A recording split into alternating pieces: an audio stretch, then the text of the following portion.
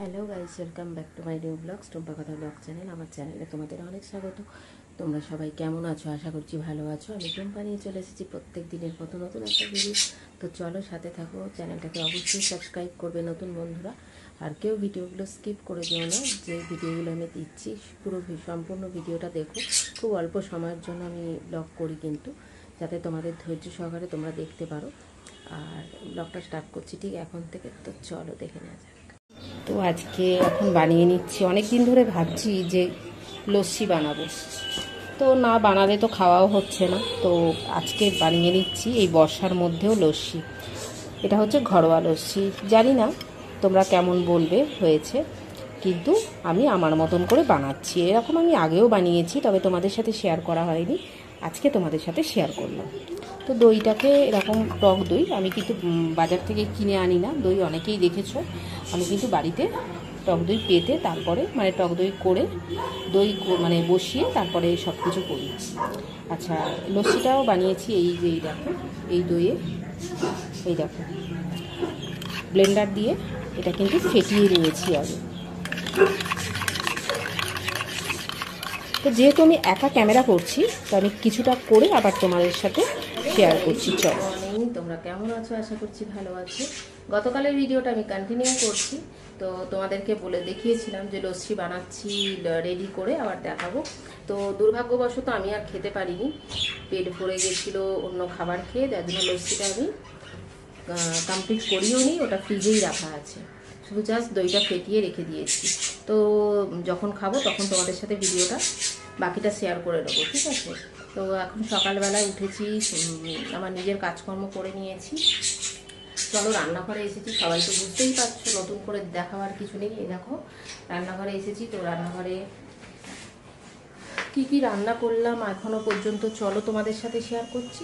দিনের মতন এই দেখো ভাত করে নিয়েছি আমার ব্রেকফাস্টের জন্য, কিন্তু এখনো খেতে পারিনি, সময় হয়নি।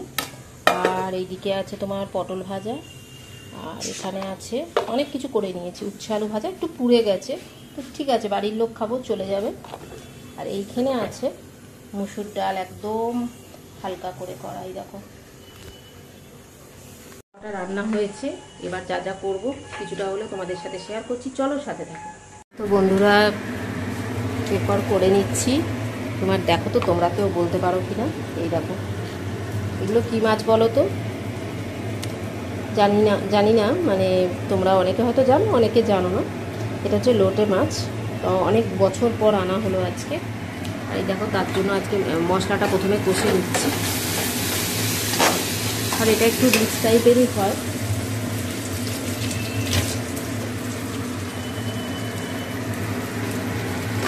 মশলাটা প্রথমে কষে নিই, আর পেঁয়াজ অনেক দিয়েছি।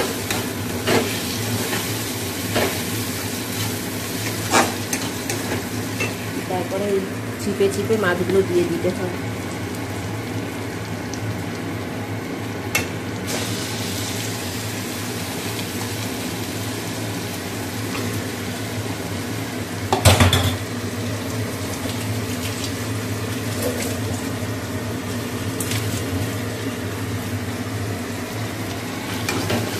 মাছের সাথে মশলাটা কষা হবে। কিছুটা কষে নিয়েছি, তারপরে কাঁচা মাছগুলো দিয়ে দিলাম। এগুলো কিন্তু ভাজতে লাগে না, যারা করো নিশ্চয়ই জানো, যারা খাও।